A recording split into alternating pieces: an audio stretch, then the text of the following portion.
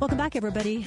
Frank and Jill's show on a Monday morning. Jill Farmer, Frank Cusimano, Connor McCarthy here as well. We always enjoy learning from our expert political scientist, Anita Manion, professor at University of Missouri, St. Louis. When we joked when she got into the studio, sorry, we don't have anything to talk about. Nothing happening in the world of politics. This morning, Axios is reporting that this crypto crash that happened last week has been rough on some of President Trump's, eroding some of President Trump's support that he had, for instance, behind those tech bros.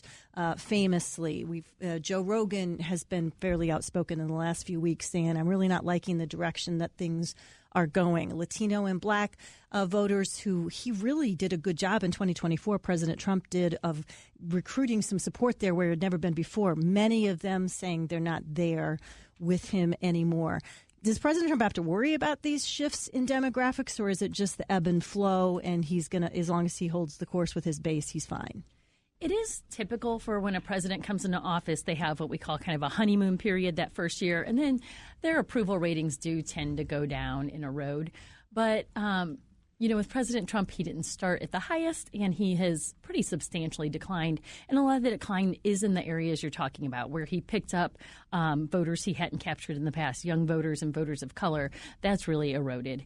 And so I think the Republicans are feeling a little nervous that this will be a negative impact in the midterm elections. Yeah, and let's face it, the incumbent usually loses the midterm, right. But are we looking at a blue wave? There's a sour mood on the economy. You have the ICE situation. I mean, is losing 20 like a best case scenario? And do you think he could get to 40? Yeah, I don't know that I want to put a specific number on it, but I definitely think that like you said, Frank, usually in the midterm election, the party in power loses seats, and particularly if the president's approval rating is underwater, with President Trump's is. And we've seen some of these sort of special elections really going in the Democrats' favor. You know, the one everyone's paying attention to now is that Texas House seat where it was a Trump district and then they won by double digits. Yeah, it's amazing. You brought that up. Is Trump won by 17, right. Democrats won it by 14. Now, DeSantis is like, some of the Republicans are just not acknowledging what happens. This is pretty significant. I know, it's just only Fort Worth. It's just one little district. Right. But Ron DeSantis is out there saying, we got to take this seriously. And I don't know if enough Republicans are. I actually just heard some polling of staffers on the Hill today, and they said over 80% say they think the Republicans are 80% of Republicans say the Republicans are in trouble for the midterms. So the meme that President Trump posted last week that depicted the former President Obama and Michelle Obama in a racist way, it's certainly fired up the opposition a lot. Is something like this relevant to the base or the undecided, or is something like this going to have an impact, even though it's been at the forefront of public dialogue for the last few days, or you think it won't? Well, I think that eroding support from black voters, this doesn't help with that going into the midterms. And, we have seen swift condemnation from both parties, with Tim Scott, the only black Republican senator, coming out and saying this is the most racist thing he's seen from the White House.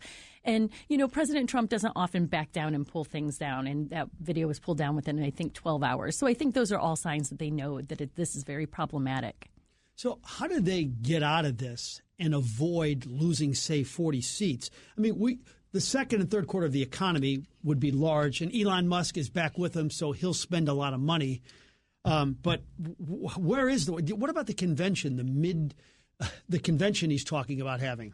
Yeah, I think that President Trump throws a lot of ideas out there, and they don't all materialize. So I don't know that the convention will materialize.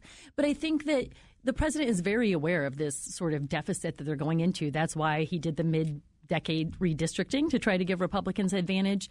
And he has said himself, if the Democrats win, I will be impeached. Now, that doesn't mean he'll be removed from office, but that there will be public hearings and other probes that would be uncomfortable for the president, and it'd be hard for him to forward his agenda. So he has a lot of reasons he doesn't want that to happen. And I would just mention in that video that President Trump posted, really what the focus of that video was, besides the racism that was there, was about the elections, right? And he's still talking about the 2020 elections and how he wants the federal government to intervene in the upcoming elections. And there's not a lot of public support for that, according to the recent polling I saw. Even among diehard Republicans, they want him to move on from this. Yeah. It makes no sense. Yeah. Why are we rehashing that? But, some people think that he's using that to keep up this idea the elections are rigged and that the federal government needs to step in. What about like the power of the incumbency with federal spending helping out in key races? I mean, everybody has done it. I wonder if he'll flex his muscle there. Hey, we'll give you this money. Remember us at election time. Yeah, and I think what you said earlier, Frank, is really the key. It is, President Trump has called affordability, a Democratic hoax, that particular word. But he knows and his team knows that the economy is what is mostly going to influence voters. And so right now we're seeing, big job losses, industries cutting jobs.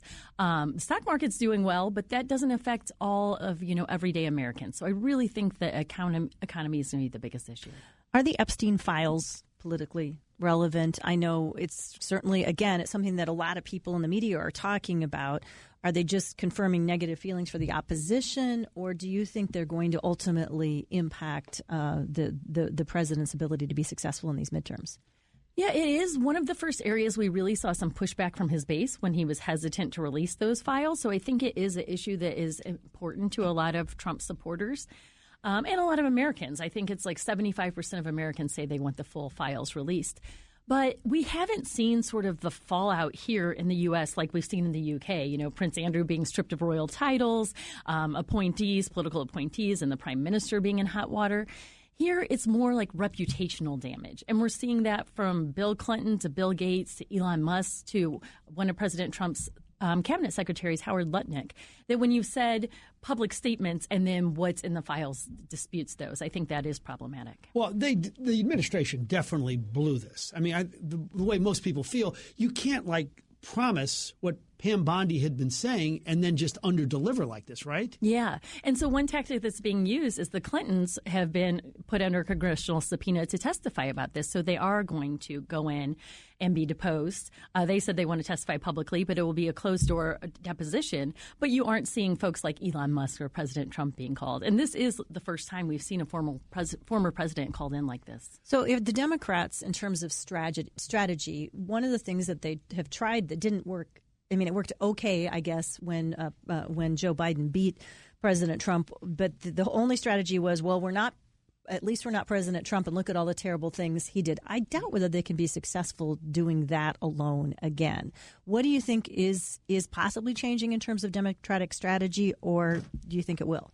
I agree with you. They need to have what are they going to do for the American people, just not what are they not going to do, right?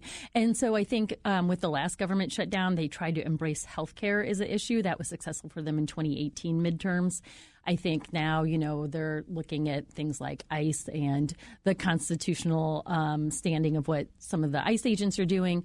And so I do think that they need to, though, get clear messaging, particularly on the economy, if they want to really thrive in the midterms. One final thought before we let you go. County executive race, what's going on there? Yeah, it's interesting. Anytime you have an open seat, you're going to get a lot of competition. So Brian Williams and now Jake Zimmerman, who I think are both strong candidates.